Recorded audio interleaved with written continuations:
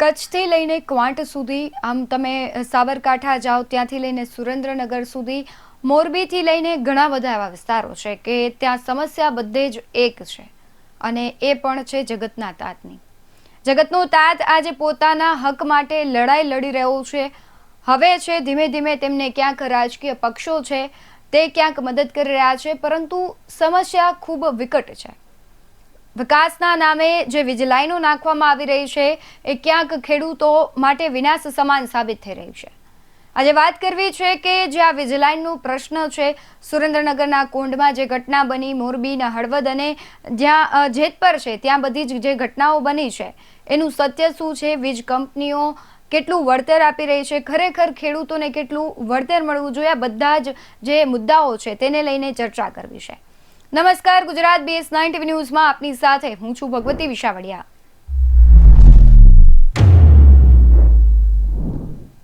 છેલ્લા ઘણા સમયથી એવા દ્રશ્યો સામે આવે કે જ્યાં પોલીસ અને વીજ કંપનીઓની દાદાગીરીથી ખેડૂત હેરાન થઈ રહ્યો છે. ક્યાંક ઘર્ષણના પણ દ્રશ્યો સામે આવ્યા, ખેડૂતોને ડિટેઇન કરવામાં આવ્યા. ન માત્ર ખેડૂતો જ પરંતુ મહિલાઓ અને બાળકોને પણ ડિટેઇન કરવામાં આવે છે. આ બધાની વચ્ચે સુરેન્દ્રનગરના કોંઢના આપણે ઘણા બધા દ્રશ્યો જોયા કે જ્યાં ખેડૂતો છે તે રજળપાટ કરી રહ્યા છે, કોઈનું સાંભળતું નથી. અનેક વખત જે ખેડૂતો છે પોતાની માંગ છે જવાબદાર લોકો સુધી મૂકી રહ્યા છે, પરંતુ તેનો કોઈ નિવેડો નથી આવતો. અને આજે આ મુદ્દે જ આપણે ચર્ચા કરવી છે. આપણી સાથે કોંઢ ગામથી શક્તિસિંહ ઝાલા જોડાઈ ગયા છે. શક્તિભાઈ, BS9 TV ન્યૂઝમાં સૌથી પહેલા તો તમારું ખૂબ સ્વાગત છે. જે પ્રમાણે કોંઢ ગામની આપણે શરૂઆતથી જે વાત કરી કે ઘટનાક્રમ રહ્યો છે, છેલ્લા ઘણા દિવસથી કોંઢ ગામના સહિત આજુબાજુના ઘણા ગામના ખેડૂતો છે પોતાની માંગને લઈને અડગ છે અને ક્યાંક છે તે અત્યારે લડી લેવાના મૂડમાં દેખાઈ રહ્યા છે. વીજ કંપનીઓ, જવાબદાર લોકો છે, ખેડૂતોની વાત નથી સાંભળી રહ્યા. શું કહેશો? આ અમારી લડાઈ આજકાલની લડાઈ નથી. છેલ્લા કોંઢ ગામના 765 કેવી માટે અમે છેલ્લા 6 મહિનાથી લડાઈ કરીએ છીએ, પણ સતત અમે આ છેલ્લા 1 મહિનાથી સતત એક દિવસ ખાલી નથી ગયો. સતત 1 મહિનાથી અમારી આ 30 દિવસથી લડાઈ છે. આ સરકાર અને આ તંત્રનું પેટનું પણ પાણી હલતું નથી. 2 દિવસ પહેલા અમારો અહીંયા પ્રતિક ઉપવાસ આંદોલન રાખવામાં આવ્યું હતું. તેમાં પણ એક ખેડૂતોની તબિયત લથડી હતી.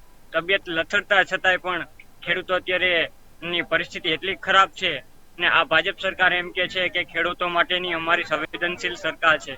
તો હું અત્યારે સરકારને કહેવા માંગુ છું, અત્યારે ખેડૂતો પ્રત્યે આ હેવી લાઈન બાબતે 765 કેવી લાઈન નીકળે છે, તો અત્યારે તમારી સંવેદના, ખેડૂતો પ્રત્યેની સંવેદના ક્યાં ગઈ છે? વાત કરીએ છે કે મુખ્યમંત્રીને મળીએ છે તો કે તમને વળતર વધારી દેવામાં આવશે.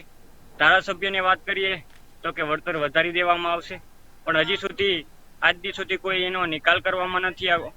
અને આપણે વાત કરીએ છીએ કે SP અને કલેક્ટરશ્રીને રજૂઆત કરીએ છીએ તો એમ કે છે કે તમને યોગ્ય ન્યાય ન મળ્યો હોય તો તમે કોર્ટમાં જઈ શકો છો. તો કોર્ટમાં જ જવું હોય તો આ તંત્ર આ શું કામનું છે? અને ધારાસભ્યોને અમે મત દઈને ગાંધીનગર મોકલ્યા છે, આવડી મોટી સચિવાલય ખડકી છે, તો એ શું કામની? તંત્રને અમારે કોર્ટના સહારે જવું હોય તો આ તંત્રનું શું કામ હોય? જી શક્તિભાઈ, તમે કયા ધારાસભ્યને રજૂઆત કરી હતી અને તમે વાત કરી કે મુખ્યમંત્રીને રજૂઆત કરી હતી, તેમનો રિસ્પોન્સ કેવો હતો?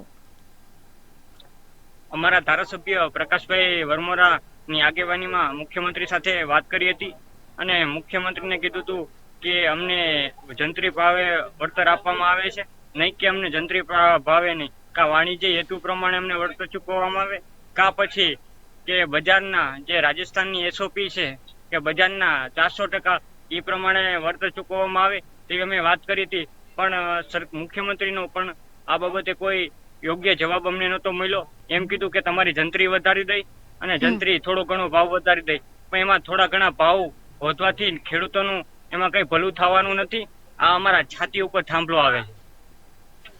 જે પ્રમાણે શક્તિભાઈ તમે કહી રહ્યા છો કે તમને યોગ્ય ભાવ નથી મળી રહ્યા, જ્યારે આની પહેલા જ્યારે વીજ થાંભલા નાખવાની વાત થઈ હશે ત્યારે તમને નોટિસ આપવામાં આવી હતી કે નથી આપવામાં આવી? અત્યાર સુધીની અંદર કોઈ નોટિસ નહોતી આપવામાં આવી. જ્યારે પહેલી વાર આવ્યા હતા DYSP અને પોલીસ કાફલા સાથે, ત્યારે પ્રથમ નોટિસ આપવામાં આવી. ત્યારે અમે એમ કીધું કે તમારે અમારા ખેતરમાં મંજૂરી લીધા વગર તમે અમારા ખેતરમાં કામ ન કરી શકો, અમને નોટિસ આપો, કઈ રીતે શું છે, કોઈ વ્યક્તિને ખબર નથી. સેટેલાઇટ સર્વે કરી ગયા હતા. અને પેલી વાત કરીએ કે અમને 765 kV ની અંદર લાયસન્સ જ ગેરકાયદેસર રીતે લીધેલું છે. અને બીજી વાત કરીએ કે જમીનનું મૂલ્યાંકન રહીને ક્યાં આધારે કરેલું છે. અમે કલેક્ટર સાહેબને રજૂઆત કરી હતી, સાહેબ આ તમે જમીન મૂલ્યાંકન સમિતિની રચના કરવામાં આવી હતી તો અમારા ગામના કયા ખેડૂતો સભ્યોની નિમણૂક કરવામાં આવી હતી. અમે કલેક્ટર પાસે જવાબ માંગ્યો પણ હજી સુધી કલેક્ટર એ જવાબ પણ આપી નથી શક્યા.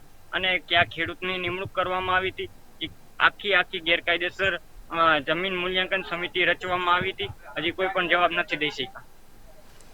સાથે જ આજે કોંઢ ગામે આમ આદમી પાર્ટીના અને વિસાવદરના ધારાસભ્ય ગોપાલ ઇટાલિયા પણ આવવાના છે. કેવો માહોલ છે?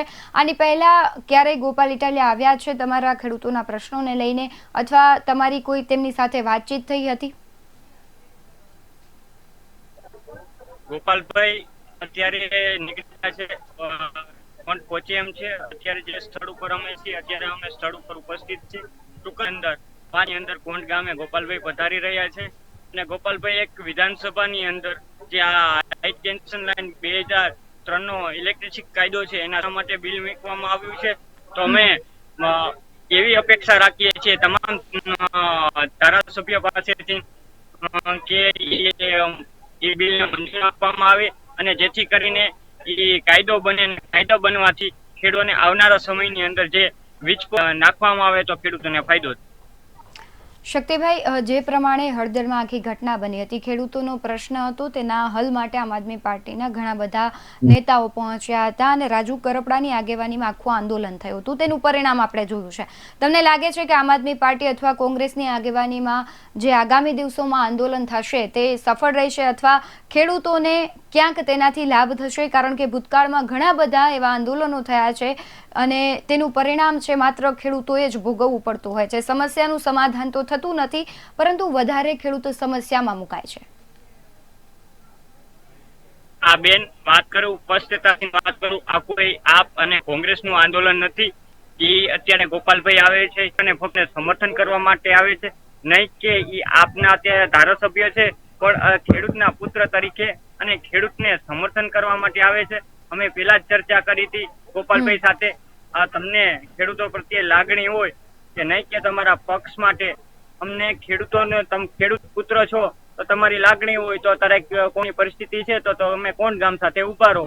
એટલે આ કોઈ રાજકીય સભા નથી. આ ફક્ત ને ફક્ત ખેડૂતો માટે છે અને ખેડૂતો માટે સમર્થન આપવા આવે છે. આ નથી આપની સભા. શક્તિભાઈ, સૌથી મહત્વનું અને સમજવા જેવો એક સવાલ છે કે રાજુ કરપડા એટલે સુરેન્દ્રનગરના ખૂબ જાણીતા અને લોકપ્રિય નેતા હતા, જે ભારતીય જનતા પાર્ટીમાં જોડાયા છે. તમને લાગે છે કે ભારતીય જનતા પાર્ટીમાં જોડાયા છે, જો તમારા પ્રશ્નોની રજૂઆત એ સારી રીતે કરે તો એનો નિવેડો આવી શકે? બેન, વાત કરીએ કે ભારતીય જનતા પાર્ટીની અંદર કોઈ પણ હોય એમાં એમનું કોઈનું ચાલતું નથી. અમારી નજર સામે જોયા કે મુખ્યમંત્રીશ્રીને અમે મળવા ગયા હતા, ધારાસભ્યને પણ સાંભળવામાં નથી આવતા. એટલે એની અંદર જે પણ વ્યક્તિ જાય છે તેને કોઈ સાંભળવામાં આવતું જ નથી. રજૂઆત કરે છે પણ એમની વાતે કોઈ ધ્યાન લેવામાં જ નથી આવતું. શક્તિભાઈ, આગામી દિવસોમાં જો ખેડૂતોના પ્રશ્નોનું સમાધાન નહીં થાય અને વીજ કંપનીઓ છે દાદાગીરી કરીને વીજ થાંભલાઓ નાખશે તો ખેડૂતો કયા પ્રકારના પગલાઓ લેશે? જો અત્યારે અમારું આંદોલન ગાંધી ચિંધ્યા માર્ગે આંદોલન ચાલુ છે. આવીની અંદર જો આ આંદોલન સરકારનું પેટનું પાણી નહીં હલે તો અમારે રસ્તા રોકો આંદોલન કરવા પડે તો પણ અમારી પૂરેપૂરી તૈયારી છે. જી શક્તિભાઈ, આપ જોડાયા તે બદલ તમારો ખૂબ આભાર. જે પ્રમાણે કોંઢના નહીં માત્ર પણ આખા ગુજરાતના ખેડૂતો એવું કહી રહ્યા છે કે જો અમારી જે માંગ છે એ સંપૂર્ણપણે માંગ પૂરી નહીં કરવામાં આવે તો અમે આગામી દિવસોમાં ગાંધી ચિંધ્યા માર્ગે આંદોલન કરીશું અને 15 તારીખે ગાંધીનગર ખાતે પણ આંદોલનની ચીમકી આપી છે. પરંતુ હવે જોવાનું એ રહેશે કે જે જવાબદાર લોકો છે, વીજ કંપનીઓ છે, તંત્ર છે, ખેડૂતોની જે માંગ છે 15 તારીખ સુધીમાં સ્વીકારે છે કે કેમ. અને આ ખેડૂતની સમસ્યા છે આજકાલથી નથી. ખેડૂતો ઘણા બધા પ્રશ્નોથી પીડાઈ રહ્યા છે, પરંતુ તેનું સમાધાન ક્યાંક છે હજુ સંપૂર્ણ આવ્યું નથી. અને જ્યારે રાજકીય પાર્ટીઓ છે આમાં પગ પસેરો કરતી હોય છે ત્યારે તેનો રાજકીય લાભ થતો હોય છે. આપણે તે હળદરની પણ ઘટના જોઈ હતી કે આખું આંદોલન છે એ રાજકીય રંગ તેને અપાઈ ગયો અને ખેડૂતોએ લાઠીચાર્જ અને ખેડૂતોએ જેલમાં પણ જવું પડ્યું. એટલે ભોગ બનતા હોય છે આખરે ખેડૂતો જ. ખેડૂતોની સમસ્યાનું તો સમાધાન થાય કે નહીં, એક સાઈડ બાજુ રહી જતું હોય છે, પણ તેની સમસ્યા છે તે વધી જતી હોય છે. હવે જોવાનું એ રહેશે કે આજે કોંઢ ગામે ગોપાલ ઇટાલિયા આવવાના છે, શું થાય છે અને આગામી દિવસોમાં જે સમસ્યા છે એનું સમાધાન લાવવાનો પ્રયત્ન થાય છે કે સમાધાન આવે છે કે કેમ, એ તો આવનારો સમય બતાવશે. બાકી તમારું શું માનવું છે તે કમેન્ટમાં જરૂરથી જણાવજો. બાકી આવા જ વધુ અહેવાલો સાથે ફરી મળતા રહીશું. તમે અમારી યુટ્યુબ ચેનલને સબસ્ક્રાઇબ કરવાનું અને ફેસબુક અને ઇન્સ્ટાગ્રામ પર ફોલો કરવાનું ભૂલશો નહીં. બાકી અવનવી અપડેટ્સ મેળવવા માટે આપ જોતા રહો BS9 ન્યૂઝ. નમસ્કાર.